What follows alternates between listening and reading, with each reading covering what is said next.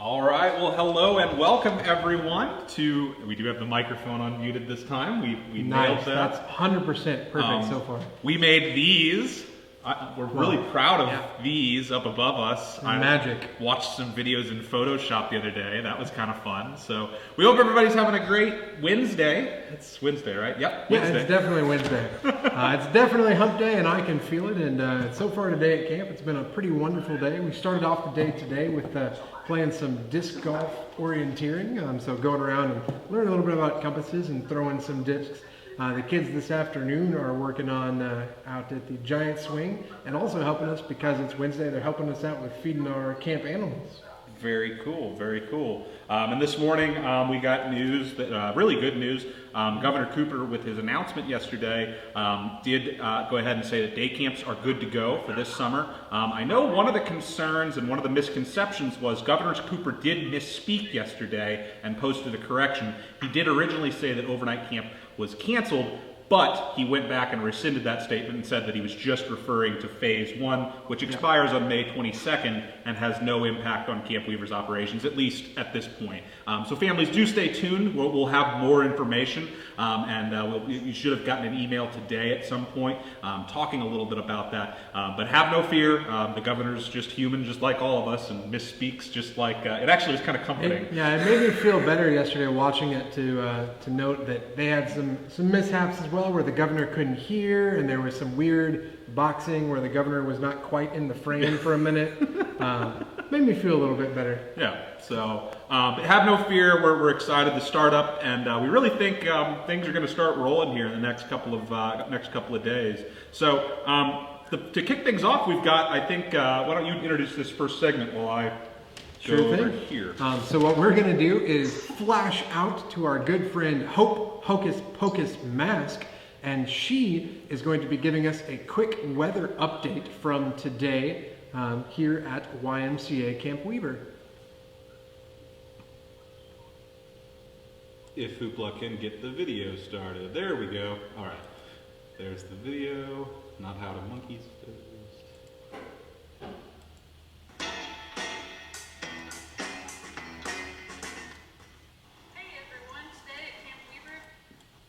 All right, this is a new thing for us if you haven't been able to tell yet, but we're working on it, and here it comes. Today at Camp Weaver, it's 70 degrees, partly cloudy, with 10-mile-per-hour winds coming from the west with a 20-mile-per-hour gust. Some storms later on the afternoon is kind of expected, but right now it's beautiful and we're loving the weather. Back to you, Cabbage and Flop. Thank you, Hocus Pocus.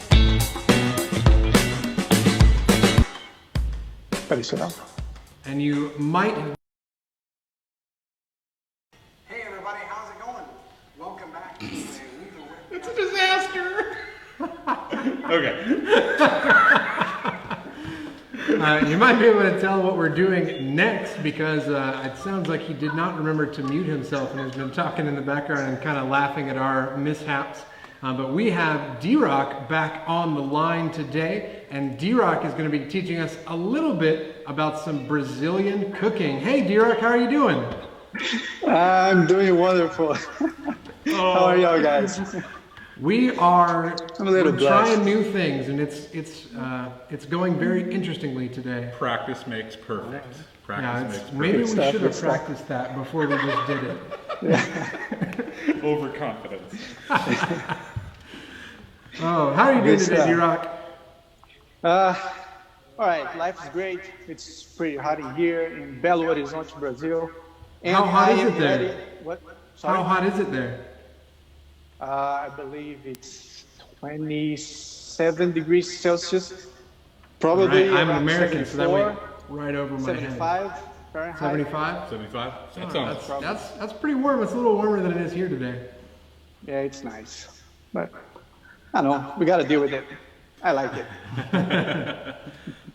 So, right. what are we planning on making today? I think we're making a traditional Brazilian food dish. So, can you kind of tell us what we're making today? Yes, we are making a dessert.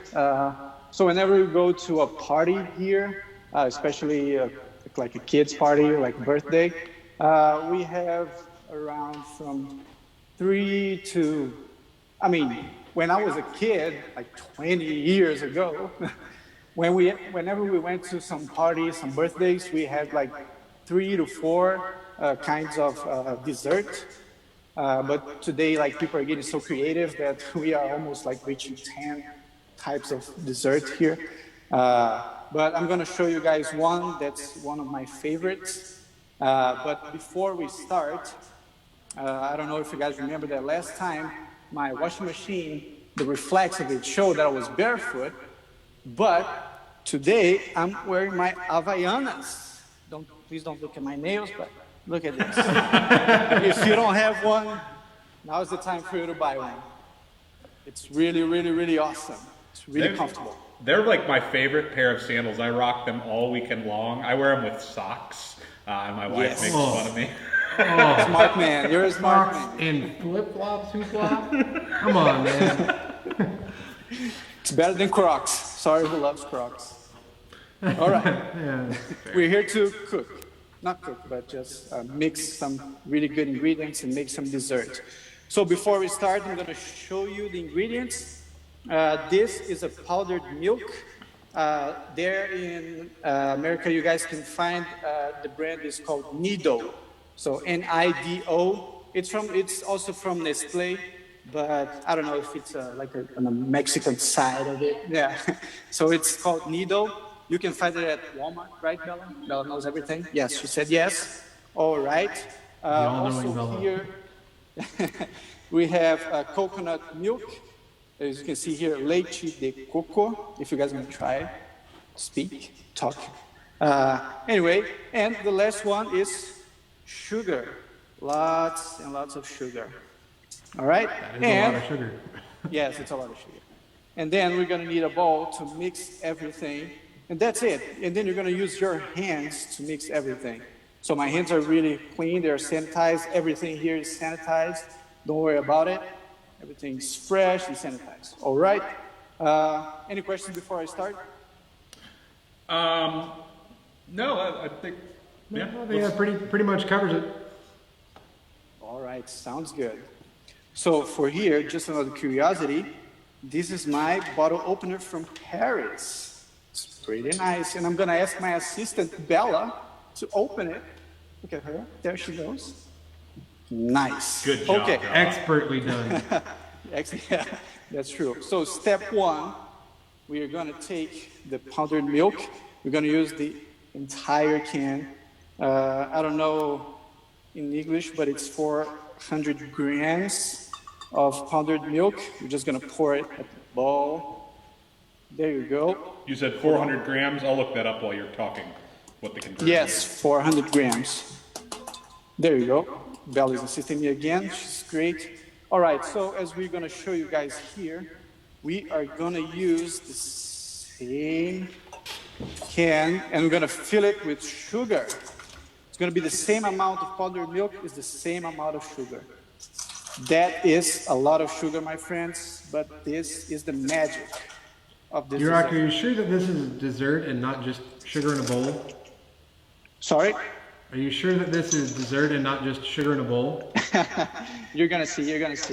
It's really delicious. It's not just sugar. So as you can see, the powdered milk was all the way up, but then we're just gonna leave like a finger of sugar.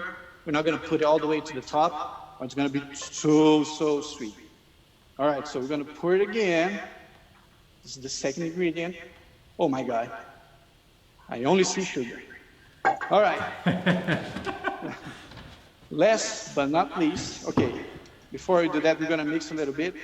That's a spoon you're using there, D-Rock. Yes, I'm using a spoon. I didn't tell you guys, so let's forget about the spoon and let's use our hands. So I'm not a liar. Okay, here we go. Now I'm going to pass my phone to Bella, and she's going to assist me filming while I mix it up. There you go. You gotta be patient. You guys can sing while we are doing this. You can, I don't know, watch some TV, but please try to mix everything the best as you can.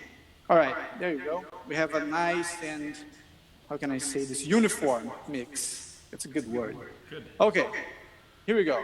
Now, we're just gonna pour little by little.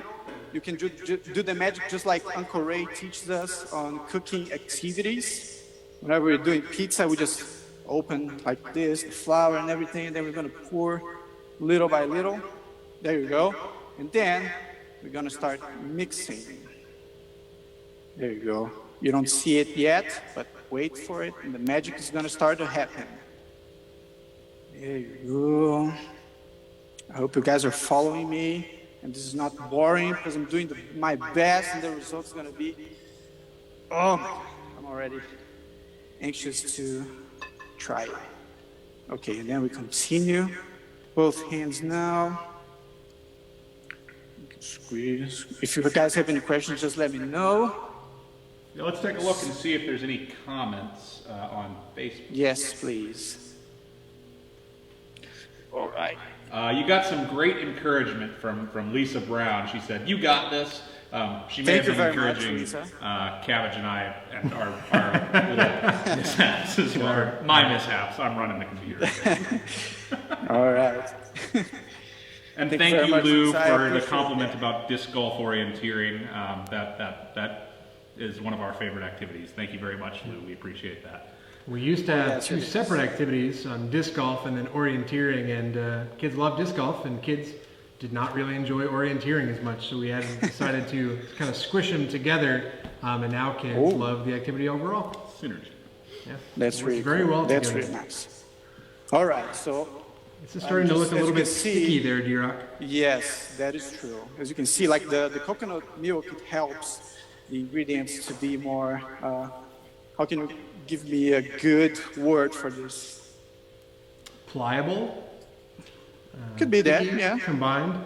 As you can see how hard it is for me now to mix. When I press Stiff. my fingers here, it's really sticky. Sticky, yeah? Yeah, sticky.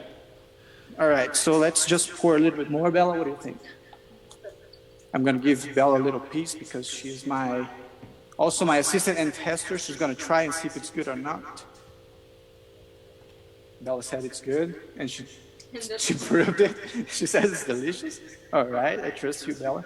Okay, so as you can see, it's really like, it's just one giant dough. Okay, so once it's ready, what we can do, we can still continue using our fingers, and then we're gonna get a little piece of it, and then we're gonna roll it in our hands. Are you getting this, Bella? Yes. And then you have one. Look at this beautiful, beautiful dessert. How can we call it, Bella? Let's give it a name. I don't know. You know? Okay. Let's do it. Let's do it at White Brigadeiro for now. So what you can do is just doing this round shapes like small balls, and continue doing it until you finish everything. So it's pretty simple, as you can see. Y'all can do, you can have your parents to help you guys, but honestly, they can only like supervise and then give you guys instructions on how to do it. Or if you want, you can teach your parents how to make these. It's pretty simple. It's pretty fast. How long did it take? I believe it was not even like 5 minutes. I have no idea. Yeah. Very easy. Probably took you longer to go to the store. True. That's true. All right. So what else we can do? If you have another can of Nido, you can pour it on a plate, and then you can pass your dessert on it. So it's gonna have like it's gonna be more presentable, if that's a good word to use it. Or also you can use those colored sparkles, is that right? Food coloring? Sprinkles. Oh, sprinkles. Yes. Sprinkles, yes. Colored sprinkles as well. And pass it all over it. And it's going to be good. Can I try it? Please. We'll live through you. Oh, man. Yes. I missed it. I wanted to do this like last week, but I had to wait 1 week so I can show you guys and then eat it. So this is going to be mine and Bella. Yeah, that's true. So me and Bella, we're going to enjoy this. And as for you guys, you have the ingredients. You already know what to do. Nido the powdered milk. So this is the wire. Okay, so we have coconut milk. As you can see, we didn't use everything. We kind of use like half of the bottle of a little bit more, like 3/4 of the bottle. And sugar, lots of sugar. So the sugar we're gonna use almost the same amount as the can of Nido. All right, mixing everything with your hands. Then once you feel this consistency, here I'm gonna show you guys. There it goes, all set. Cool? That was very cool. Thank you very much, D-Rock. All right, I'm happy here. D-Rock, I have a question for you. You didn't seem to know what the name of this dessert is. Is that because you're not sure how to translate it, or because you don't know what the name is? We call it, if I'm going to translate, it could be Nido Candy, because of the brand. So it could be like Nido Candy. Okay. Yeah, this could be a good name. And would this be, in the United States, you got a chance to kind of try like different desserts that were kind of seasonal. Is this a dessert that you would make more specifically at Christmas time, or is this one that is something that's done year round? And are there specific Christmas time desserts that are made? Okay, so this is, this could be like year round. If you just want to, you're on a weekend, nothing to do, and like, oh, I want to have some Nido Candy. Then you go to the store, buy the ingredients, and there you go. But also at birthday parties. So if you guys want to try something different for birthday parties, I know there are like cupcakes and some other candies. But if you add this dessert at these parties, I believe that people are going to be astonished. They'll be like, wow, this is really awesome. This is different. So let's create this thing. Let's bring it to the American parties. It's going to be awesome. I'll make it again, I'm sorry. It's really nice. I just can't resist. As for Christmas, we have something that's kind of similar to that French bread. What's that you have for breakfast there? French toast. French toast. It's kind of similar to French toast, but it's more sweetened. I think it has like canela. What's the name? I forgot the name now. But also we have brigadeiro, cinnamon. Yes, cinnamon. Okay. And then we also have brigadeiro. It could be like the next dessert I can teach you guys. And there's also like Nido sweet, Nido candy. Oh my God. What else? What? Oh yes, there's another dessert that we use peanut on it. So we just make another mix. I can teach you guys all of these. Like all these Brazilian. Do like a session of desserts that we have here.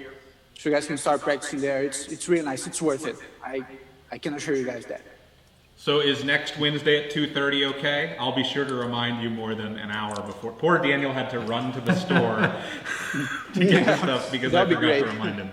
But we'll see you next Wednesday at 2:30. Cool beans. So please don't forget to make some. All right. And Daniel, one last thing. Can you teach us how to say goodbye and I'll see you again in Brazilian? Or what would be or Portuguese rather? In Brazilian. Yeah, I said in Portuguese. Okay, we can say até logo. It's like a see you soon. Tchau. It's like bye. So tchau, até breve. So bye, see you soon. Tchau. Can you repeat? Tchau. Tchau. Até breve. Até breve. Até breve. Até breve. Até breve. Breve. So Luke has some difficulties to say the R sound, like pratos, right? Blatos. Pratos. If you pretend like a machine gun, like this is the sound of a machine gun. If you try to practice it, you're going to see how easy it is after to pronounce it. Yeah, like that. Pratos. We're gonna try again next week. Don't worry. We'll keep working on it. Okay, yeah. Yes. I'm gonna need some more coaching before I can speak Portuguese, I think. Sounds good. We'll talk about it. All right. Well, ciao and Até breve. Say it até mais. Até mais is easier. Até mais. Até mais. Wonderful. That was great. Até mais. Até mais. See ya. D-Rock. One more. Wow. Well, I personally am jealous because I have a feeling that he's not going to ship any of that Nido Candy to us. So we might have to get Uncle Ray to whip us up a batch. That might be something that needs to happen. So, so yeah, that was a pretty cool segment. That was. I love D-Rock and I love Bella. They're both really good friends of mine. I still talk to them, and they have been back in Brazil for quite a while now. But they both are just excellent cooks, and I'm hoping to be able to convince them to walk us through how to make cheese bread. Which I can't say in Portuguese, but I know there's a word for it. Those R's are really tough for me, and I don't know how many of our campers. I'm always amazed when people can speak multiple languages. I think D-Rock speaks French, English, Portuguese, not Brazilian. Sorry, the Brazilian doesn't. There's no Brazilian language. I can't remember what the other one was I think he's working on another one right now, which is just incredible because he's been out of the U.S. for quite some time, but his English is still very, very good. Yep. So tell us a little bit about the next video that we have coming up while I hopefully make this a seamless transition. All right. I'm going to talk a little longer this time to make sure we have a slightly more or less seamful transition. What we're going to do is I personally really enjoy tying knots and a couple of things along that nature. So one of the things that we like to make at camp is little monkey's fist keychains. So we are going to flash to a video where I am going to teach you how to make your own monkey's fist keychain. All you'll need, if you want to pause this if you're watching it later, is just some string. You might use a shoelace, or you could use some paracord if you have it. And then a marble if you've got it, and if you don't have to use a marble, you'll just have a slightly smaller monkey's fist. So I think we are now going to transition into me teaching you how to tie a monkey's fist. I hope. Here we go. Yes! Woo! It worked. Hey everybody, how's it going? Welcome back to a Weaver Webcast production. We are going to be learning today how to make a monkey's fist keychain, which is really, really simple. All you need is a little bit of string, which I've got some paracord here, but you could also use shoelaces or yarn from around your house. I've got a piece of paracord, and then I've got a marble. So that's all that you'll need in order to do this little project. And it's really just tying a simple knot in the end of your rope.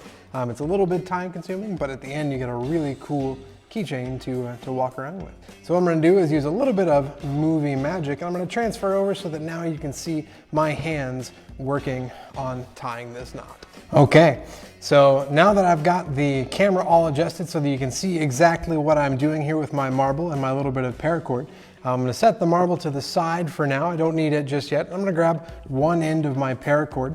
When I grab it, what I'm going to do is take the end and put it on my ring finger and drape the rest of my paracord off the end of my fingers, and then I'm going to start to wrap.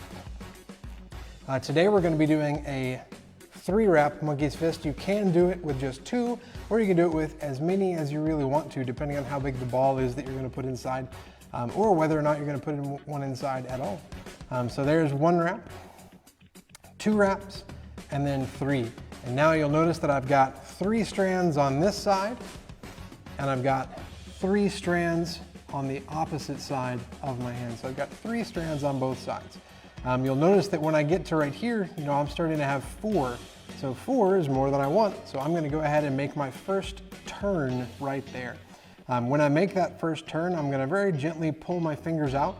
I'm going to take my thumb and my pointer finger, and I'm going to pinch the end and on both sides so that I've got this right here ready to go. And then I'm going to go ahead and turn it down over my finger. I'm going to turn my monkey's fist, and I'm going to start wrapping the other way until I get 3 wraps again. So I'm going to do 1 wrap, 2 wraps, 3 wraps. So now I've got 3 wraps on that side, and on this side I've got 3 wraps again. So I'm going to make my next turn. My next turn is a little bit different because instead of just turning and wrapping a different direction, I'm actually going to be wrapping through those 2 gaps that you see. So the 1 gap has nothing in it right now. The 1 gap actually has my finger in it at the moment. So I'll take my monkey's fist rope, and I'm going to take it and go straight through this section right here. As I go through there, That'll start my next wrap and kind of help to hold the fist all together. Once I've got it coming through, I will pass it over the 3 strands going perpendicular to it and back down into the other hole. And then once I've got that started, I'm just going to keep doing the same thing. I'm going to pass it over the 3 strands, back into the hole, flip it around, pass it over the 3 strands, back into the hole, and then continue doing that until I've got my 3 wraps all done and perfect. So when you get to this stage, you should have 3 strands on every side. And you can see right here, I've only got 2, so I need a little bit more slack in order to get that last strand on this side. But luckily, what I'm gonna do next is start working all the slack out of this monkey's fist so that it's a nice combined unit. In order to do that, I'm gonna go ahead and grab my marble now. I'm actually gonna take my marble, I'm gonna insert it into my monkey's fist. And then I need to find the point that I started at. And the point that I started at is right here. So this is the end of my paracord. I'm gonna tuck that back in where it came from. And then I'm just gonna slowly start working the slack out of my monkey's fist. And the way that I do it is called the push-pull method. So I'm trying to get slack from the tail here all the way to the other end. So from this tail all the way through to the other end. So I'm gonna push, and as I push, I can see that it's coming out over here. So as soon as I see that it's pushing there, I'm gonna pull just a little bit. And you wanna start out really gently and just take out a little bit of slack at a time. And each time I'm gonna do a push-pull method all the way around.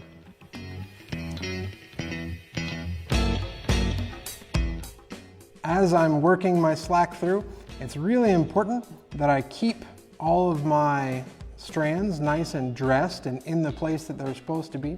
So you'll see when I get done with that, my 3 strands right here are nice and lined up, and my 3 strands right here are nice and lined up. So I just pulled from there, so I'll keep pulling all the way through to the other end. So push, and then pull, push, and then pull.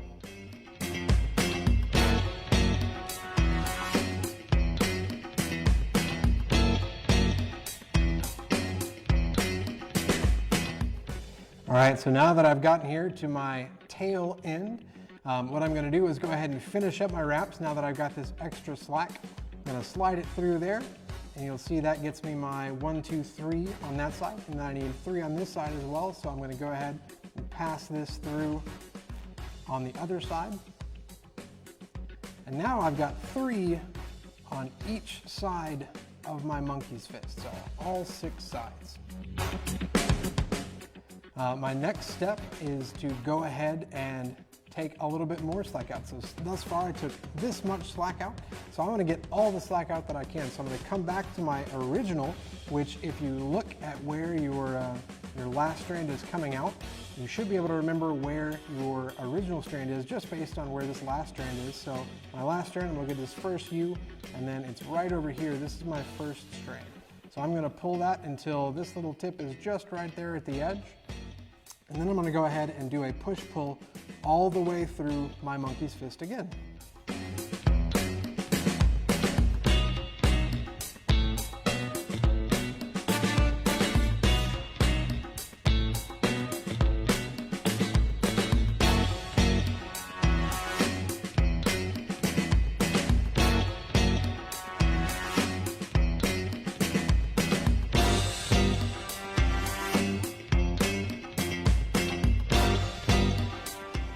All right, so now you can see that my monkey's fist is starting to look a little bit like what it's called. It's starting to look like a monkey's fist, so it's starting to get nice and curled up, and you can see, you know, the quote-unquote knuckles there, but it's still kind of soft, still a little squishy. So I really want to get it nice and tight and work all that slack out and into my tail. You'll notice now that my tail is much longer than it was before, and I want to go ahead and get as much out into this tail as I can. So I'll grab my tail piece that I've got right here, and remembering that it was this U right here and that this side is where my starting piece is, I'll go ahead and start working the slack from there again. I can pull a little tighter this time because now the monkey's fist is holding on to that first piece, And then I'll just keep working on with my push-pull method all the way through one more time. As I'm working through this time, I'm going to give it a really good tug each time that I get to the opposite side when I'm doing my pull. So giving it a really good pull to make sure that it's nice and tight.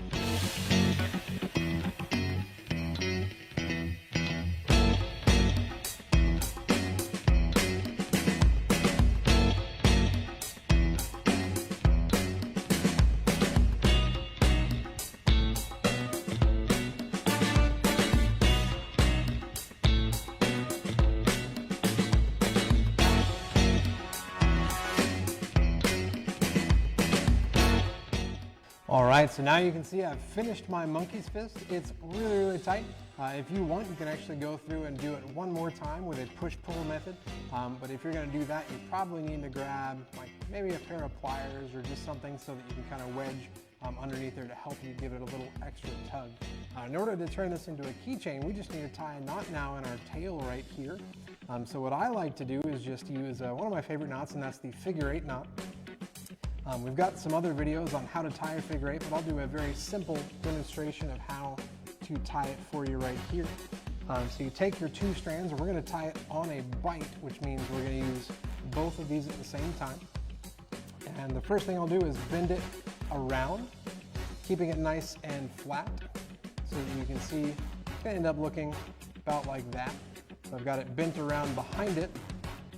And this time I'm going to bend it around. I'm going to come in front of my strand. So I've bent behind, I've bent in front. Now I'm going to dip back down behind and then come up with my end of my rope through that space right there. Once I've done that, I can do what's called breaking the knot. So I'll push these 2 strands away and then pull nice and tight.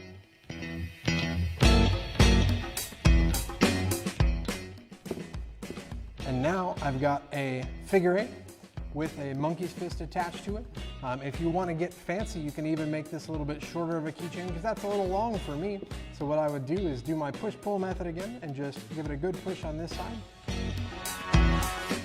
And then once I've got that coming, I'll go ahead and pull my monkey's fist all the way up against the knot and then just continue to work that slack all the way around.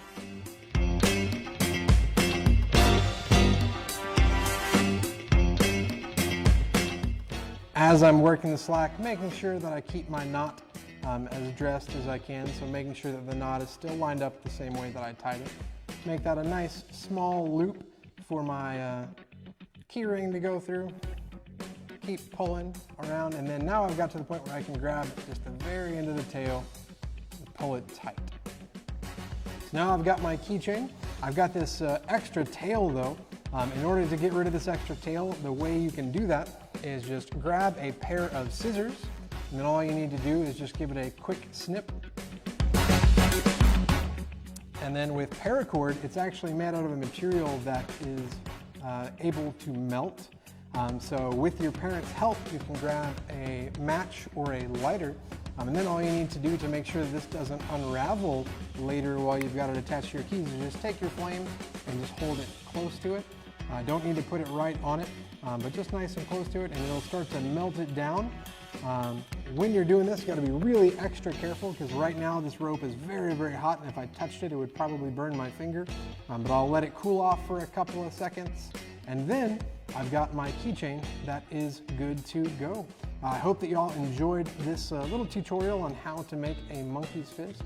We'd love to know if there's anything else that you'd like to know how to make. Please like and share this video and let us know if there's anything else we can do for you.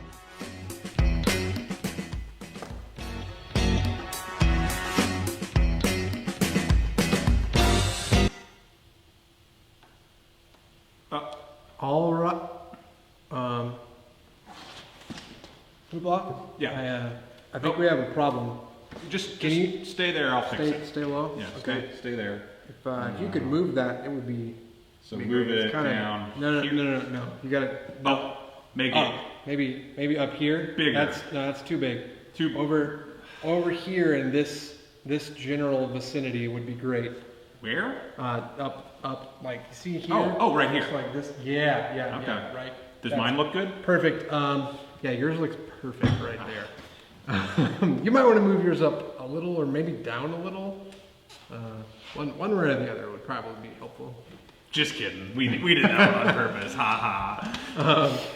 So I hope that was helpful, and I hope that you get a chance to make your own monkey's fist just like this one. It's a really simple and easy craft to make, and kind of like friendship bracelets in the summer, it's a cool thing to hand out and pass on to your friends. I made this monkey's fist, and I'm going to give it over to Hoopla for him to keep. Hopefully he will put it on his keys and cherish it, though with all of his camp keys, I don't know if he can afford to add any more weight to that. I don't think I have my keys with me, but they're like an extra pound and a half. So, but yeah, what's another? It's just a marble and some string. It's okay. Very cool. So, awesome. Well, thanks for teaching us how to do that, Cabbage. So you said, what is this type of material called again? So that's called paracord. Paracord you can get pretty much anywhere. You can get it at a craft store, you can get it in the craft section in Walmart, and it doesn't just come in white. I have white because I have a big giant spool of it that I use for some other things around camp and just pulled a piece off of there. But you can get it in all sorts of different colors. You can get tie-dye where it changes from colors as it goes along the string to different patterns and cool things on it. I'm actually planning to do an activity where we're going to learn to do a friendship bracelet that's made of paracord that only requires the paracord. So I'm excited for that activity. Very cool. No marble needed for that next project. Yeah. Very nice. All right. Well, I think that concludes the show for today. Do we have anything, any parting words or any parting wisdom that you wanted to share with the guests? Just to continue enjoying this nice weather and take advantage of the chance to go outside. I know that we're all still a little nervous about what's going on, but there's nothing wrong with stepping outside into your yard and enjoying the sunshine. And there is good news on the way with us moving into phase 1 soon. It's been so great and so awesome to hear our camp community reach out and touch base with us about these videos.